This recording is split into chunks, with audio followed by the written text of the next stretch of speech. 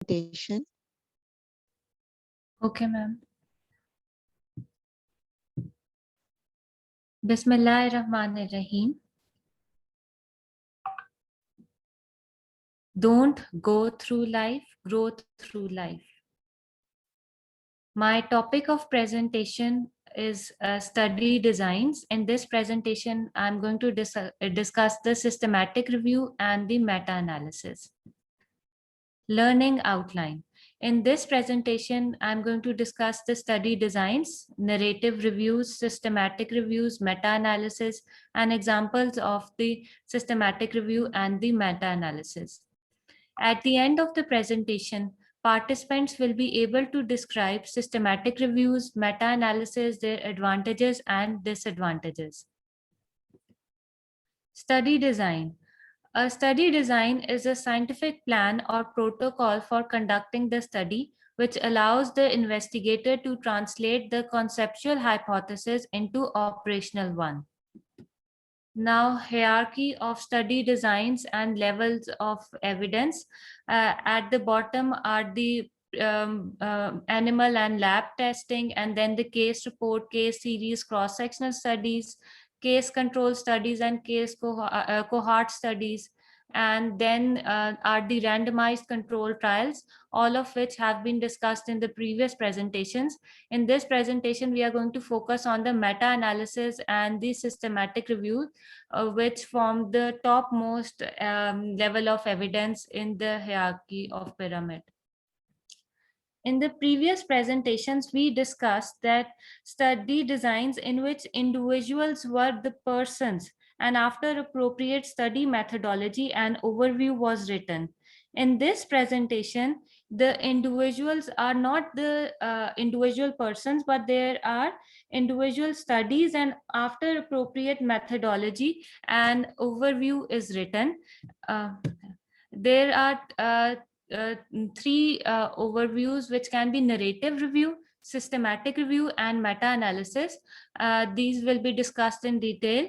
And why are these written? To solve a complex issue, increases precision of estimates, and it resolves the discrepancies between the studies. Coming to the narrative review or literature review, it is a comprehensive, critical, and objective analysis of the current knowledge on topic. In this type of review, we select a topic and we prepare a high-level summary on the proposed topic of research. The summary can start with epidemiology, can discuss the signs and symptoms, the diagnosis, the management, the treatment, prognosis, outcome. And it is journal synthesis of what has been done about a particular topic.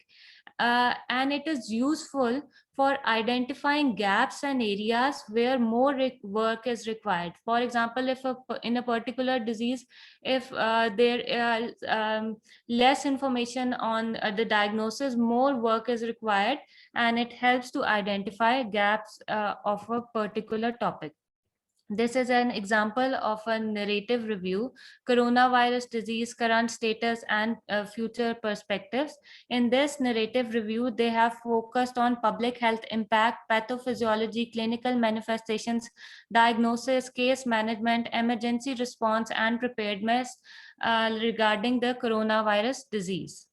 So it's a high-level summary or regarding a particular topic. Coming to the systematic review. Systematic review is starts with a clearly formulated question. In contrast to summary, it starts with a clearly formulated question that uses systematic and reproducible ways to identify, select, and critically appraise all relevant research, and to collect and analyze data from studies that are included in this review. It is a rigorous scientific process which starts with the question, and there is a set methodology, a systematic way of collecting data, interpreting it. So the review is written. Steps of systematic review are the prepare your research question, which is very important in systematic review. The research question should be according to the PICO guideline. And after preparing the research question, it is important to register your study in Prospero. This is not done for the ethical approval. This is done because to prevent the duplication of study. If someone else is doing the same study, so similar results or similar methodologies followed, so similar results are obtained, so it prevents the duplication of the systematic review. And after preparing this research question, we should register on the Prospero. And then after the second step, the third step is literature search. There should be an extensive literature search. Databases such as PubMed, Embase, Google Scholar, Medline can be searched. And in order to prevent the publication bias, gray literature on or unpublished data should also be included in the literature search, and from data from academic conferences can also be taken. After thorough literature search, we screen the studies on the basis of inclusion and the exclusion criteria, and then we extract the data and combine and synthesize evidence, and the last step is the article writing. Research questions should be according to PICO guidelines. PICO guideline is stands for the participants, which participants are going to included in the study. If we are doing a study on females, then the participants must be females. If we are doing a study on chronic kidney disease patients, so the participants will be all the studies with participants of chronic kidney disease patients will be taken. Then the intervention. The research question should have a specified intervention. We can study one intervention mostly at a time, and the comparison group should be similar, and the outcome should also be decided, and the research question. The example of a systematic review is effect of prone positioning on prognosis of COVID-19 patient. Now, the research question is according to the PICO guideline, the participants are COVID-19 patient. Intervention is the prone positioning, and outcome is the prognosis of the patient. Prognosis of the patient, in which we do thorough literature search, and after selecting research question and registering on Prospero, we search data from both published and unpublished data, screen our studies with inclusion and exclusion criteria, extract data, and then combine the results. Now, this is a table of differences between systematic review and the literature or the narrative review. Number one question, systematic review focuses on a single question mostly, and literature review, it is not focused on a single question, but may describe an overview or summary of a topic. Protocol. It includes a peer-reviewed protocol or plan in case of systematic review. In literature review, a protocol is usually not included. Background. Both background of both systematic review and literature review are same. It provides summaries of the available literature on a topic. Objectives of systematic review are identified, and objectives may or may not be identified as we are writing a summary on a topic in case of narrative review. Inclusion and exclusion criteria are set before the review is conducted, and the criteria is not specified in the narrative review. Search strategy. In systematic review, the search strategy is comprehensive search conducted in a systematic way. In narrative review, we don't have any search strategy. Then the process of selecting articles process is usually clear, and it is not described in literature review. Process of evaluating article, comprehensive evaluation of study quality. The articles which are included in a systematic review, their comprehensive analysis regarding the quality of article is discussed, but evaluation may or may not be included in the narrative review. And after in results and data synthesis, clear summaries are based on high level evidence. And in narrative reviews, summaries are based on studies where the quality of article may not be specified, and it may be influenced by the reviewer's theories, needs, and beliefs. And in discussion, the discussion is written by expert or group of experts with detailed and well-grounded knowledge of the issues. Now, Prisma. As research details in systematic review should be discussed in detail, that how the study was done, which databases were searched, number of articles identified, and then our inclusion and exclusion criteria. For this purpose, Prisma guidelines were developed. Prisma is preferred reporting items for systematic review and meta-analysis. These are evidence-based minimum set of items which aims to help the authors to report a wide array of systematic review and meta-analysis. And Prisma 2020 statement, there is a 27 item checklist addressing the introduction, methods, results, discussion sections of the systematic review report. This is the checklist of Prisma 2020 checklist, which includes the title, abstract, introduction. In methodology, we discussed the eligibility criteria, information sources used, search strategy, selection process, data collection process, data items, study risk of bias assessment, effect measures, synthesis methods, and reporting bias assessment is also done. Then this checklist also continues for the results, discussion, and other information, which includes the registration and protocol, competing interest and availability of data and other materials.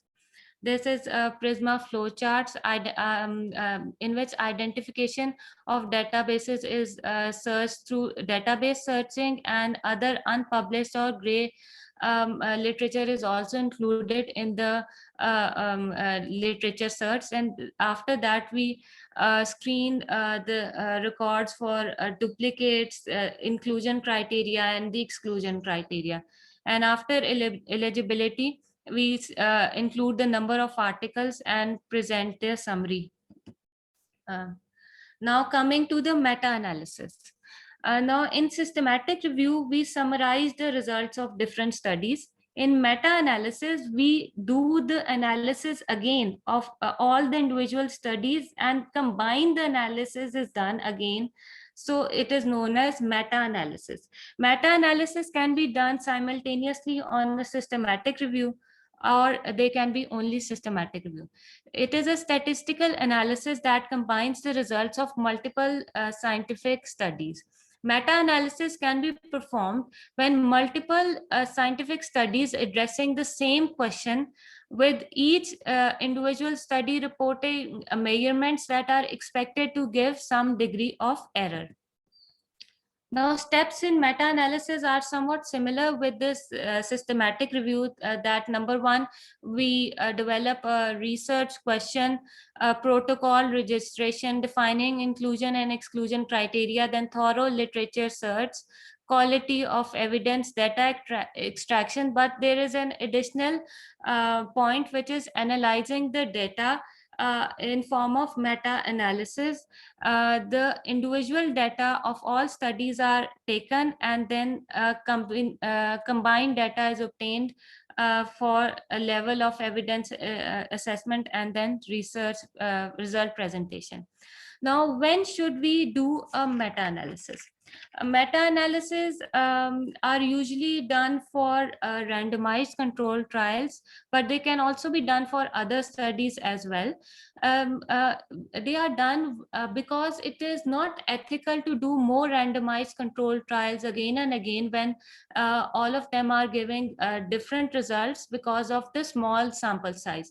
We combine the data of all the studies, and we get a good sample size in form of meta-analysis. So the ethical issues can be minimum. Now, when to do a meta-analysis? When we have similar study designs.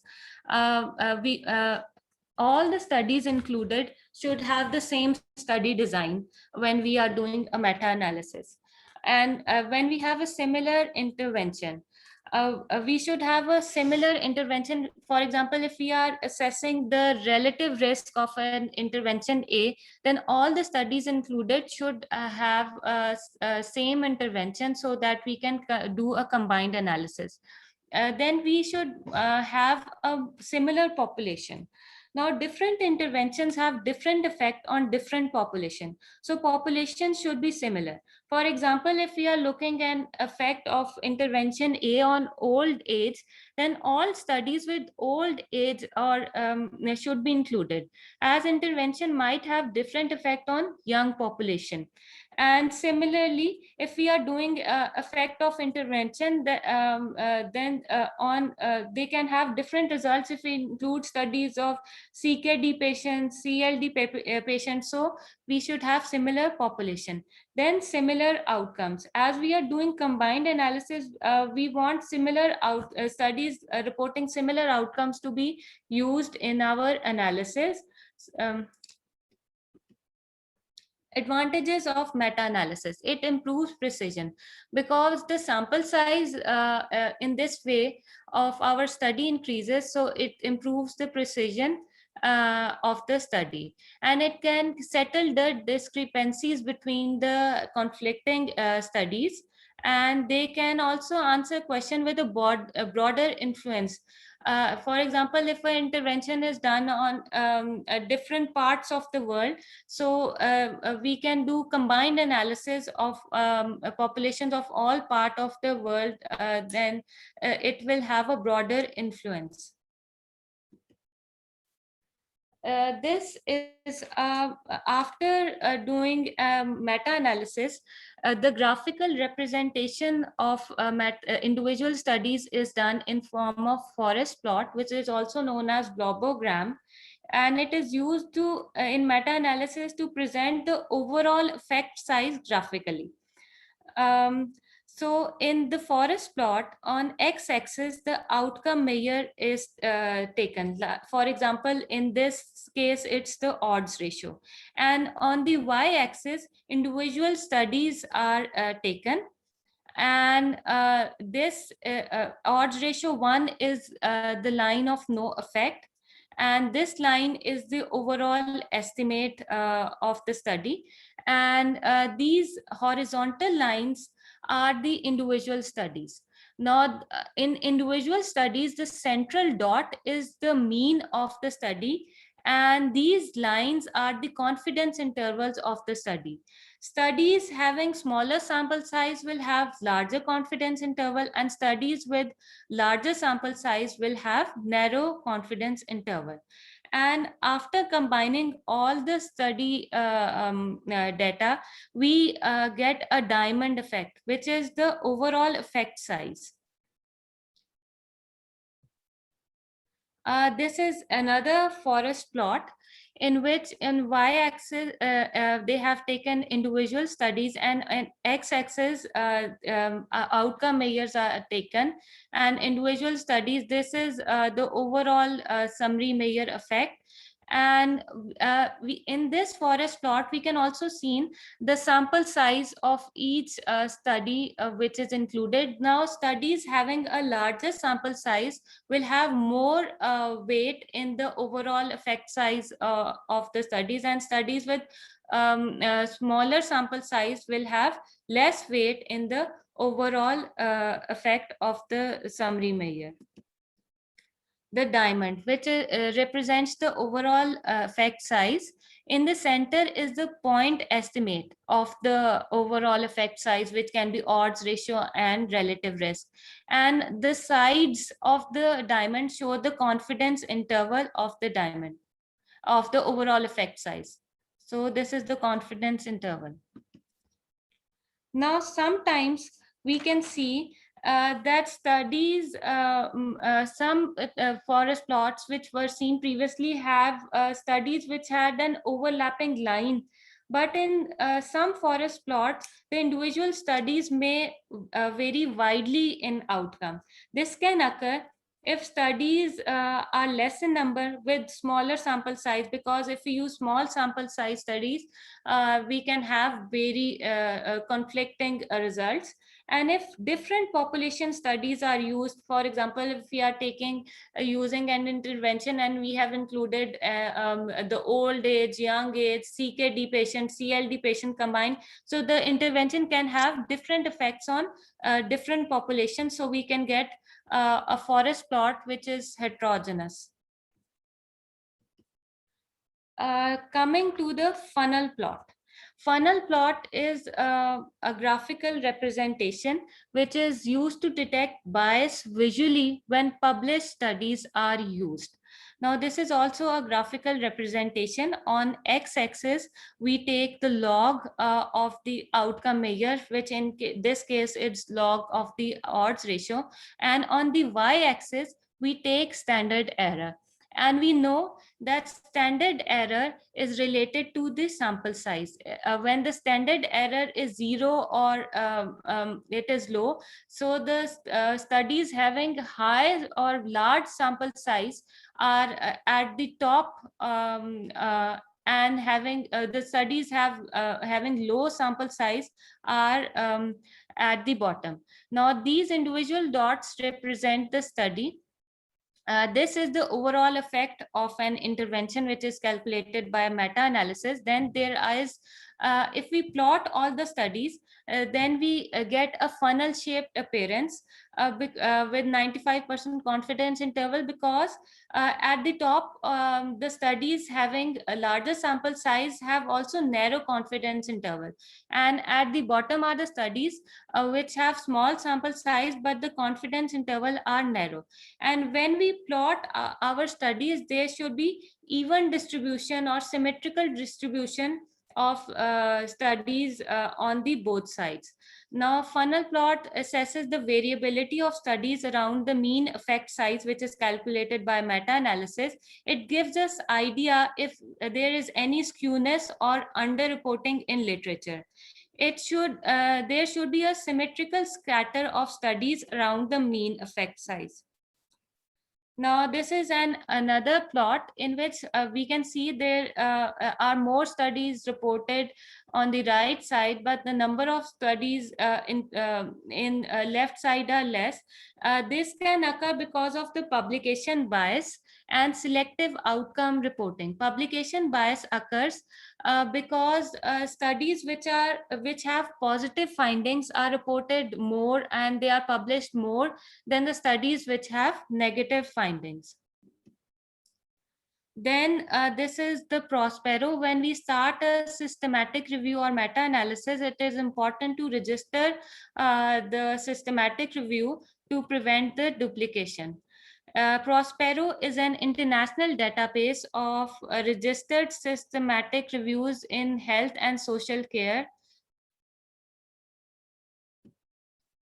Now, similarities between systematic review and meta-analysis, both of them are study of studies. They use secondary sources of data because you do not collect data ourselves. So the data in systematic review and meta-analysis is secondary source of data, and they generate highest level of evidence.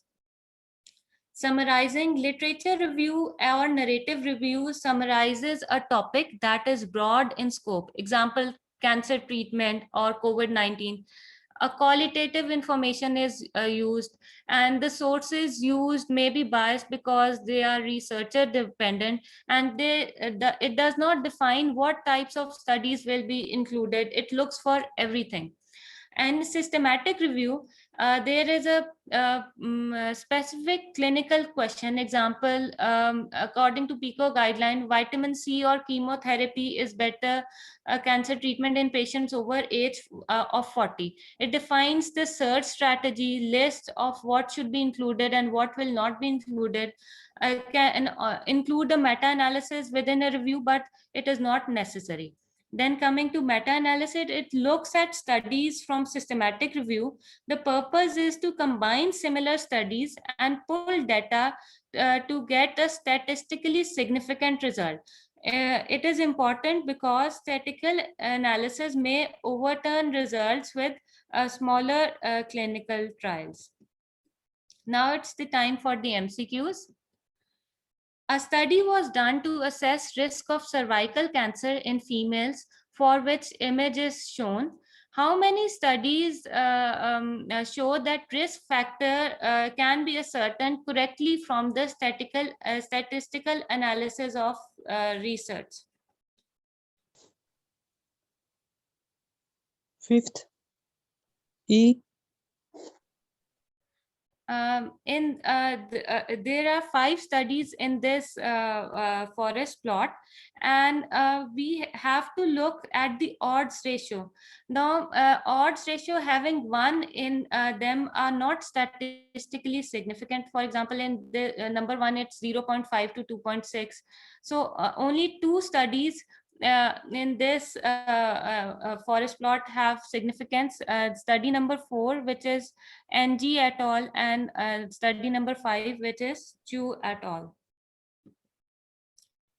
A meta-analysis was done to estimate the use of steroid in COVID-19 patients. The pooled estimate of steroid in COVID-19 patient as shown in image is not significant, protective factor, risk factor cannot be commented. Protective factor. Yes, the correct answer is protective factor, because we can see the pooled estimate or the mean estimate is 0.53, which is a protective factor. A researcher summarized the symptoms, signs, lab diagnosis, and treatment and prognosis of patient through literature search of articles of this topic. This is an example of Systematic review. no, in systematic review. Narrative review. Yes, it's a narrative review. In systematic review, there's a proper research question. In narrative review, it's a summary regarding a particular topic. A 4th-year MBBS student wants to study the effect of ivermectin in prognosis of patients with severe COVID-19. He wants to collect primary data. Which is the best study design in this case? Case control. Case control study. Yes, the correct study design is case control study, because he wants to collect the primary data. Meta-analysis, systematic review, and literature review, they use secondary source of data. A researcher wants to know about the risk factors of road traffic accidents. For this purpose, he did a meta-analysis of risk factors. Which of the following is incorrect about the image?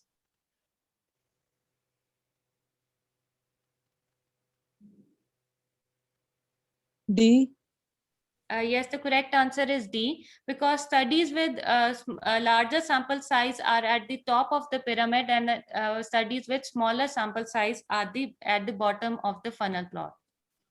Which of the following is not true about systematic review? C. Yes, the correct answer is C, because unpublished data should also be included in systematic review to prevent the publication bias.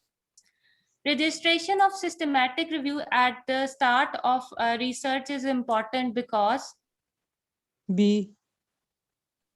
no, it prevents duplication. Registration at Prospero, it prevents the duplication because it is not done for ethical issues, not done for eliminating bias. A researcher wants to know effect of treatment A on patients with pulmonary TB.